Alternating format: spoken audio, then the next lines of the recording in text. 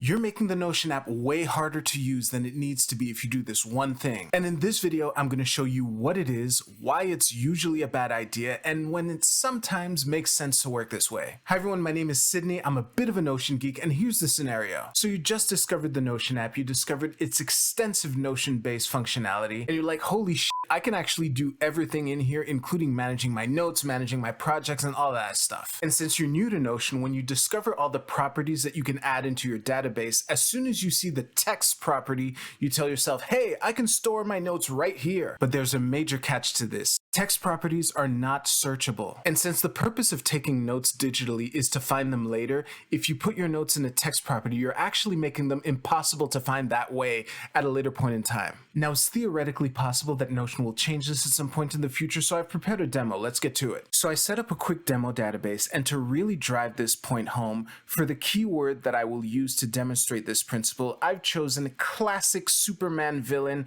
Mr. Mxyzptlk. That's actually not how you're supposed to pronounce his name, but this is the proper spelling, so cut me some slack. So the first entry in this database is Mxyzptlk told me the truth, and I put it in the title of the entry. The second entry is Mxyzptlk told me lies, and I put it in the body of the entry right here. This is actually where I recommend you keep your notes in general. We'll circle back to that later. And the third entry, I wrote Mxyzptlk said nothing at all, and I put it in the notes text property, hashtag foreshadowing. So let's say 3 months after meeting with Mxyzptlk, I'm searching for our conversation. I open up my Notion, I hit Control P to open up the search bar, and I put Mxyzptlk here, and I can see item number 1 and item number 2. I can even see the example that I put in the page that these databases are in, but I cannot see item number 3, which has Mxyzptlk as the notes property that I just demonstrated earlier. Now remember earlier when I recommended you put your notes in the body of a database entry? Not only does it have the advantage that you can actually,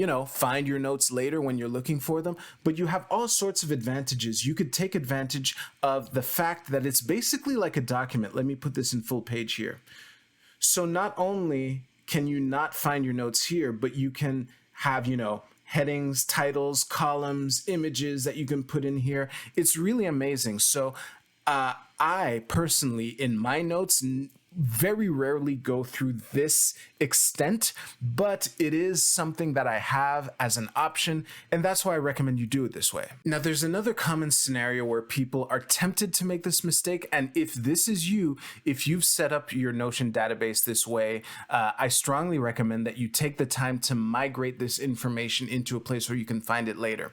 I'm talking about databases where you keep all the blogs, podcasts, and articles that you've read. What I see people do, and even August Bradley does this mistake, or at least he did back when he recorded the videos where he showed this, is in the database of content, he put author as a separate text property here. So again, to illustrate my point, let's say you're a huge Tim Ferriss fan, and 3 months after listening to some podcast, you tell yourself, hey, what was that awesome piece of content that I heard a couple months ago? I think it was on the Tim Ferriss show. So you fire up your Notion, you hit Control P to search, and you put Tim Ferriss here. And no results. You took the time to put it in your Notion, and when you need it most, you can't find it anymore. Now, before I let you go, I just want to cover some cases where it actually does make sense to use properties in your Notion, even considering the fact that they're not searchable. The first 2 examples are things that I actually do in my Notion databases, and the third one is something that I saw someone else do, and I thought it was pretty cool. So case 1 is a gratitude log. If you have a gratitude log, what I used to do, because I have a daily sheet in my Notion where I do have a gratitude practice, but I kept running into this problem where the things I was grateful for, they were kind of hard to find because I actually kept them in the body of the database entry like I showed you earlier. And after a while, I realized if I put this in a text property, I can kind of like browse. If I ever want to remember the things that I've been grateful for recently, I can do it that way in a much more convenient way. And on the flip side, I can't imagine a scenario where I'm like, oh, when was that time I was grateful for this sunny day? That's not something I imagine myself doing. The second scenario is a workout log.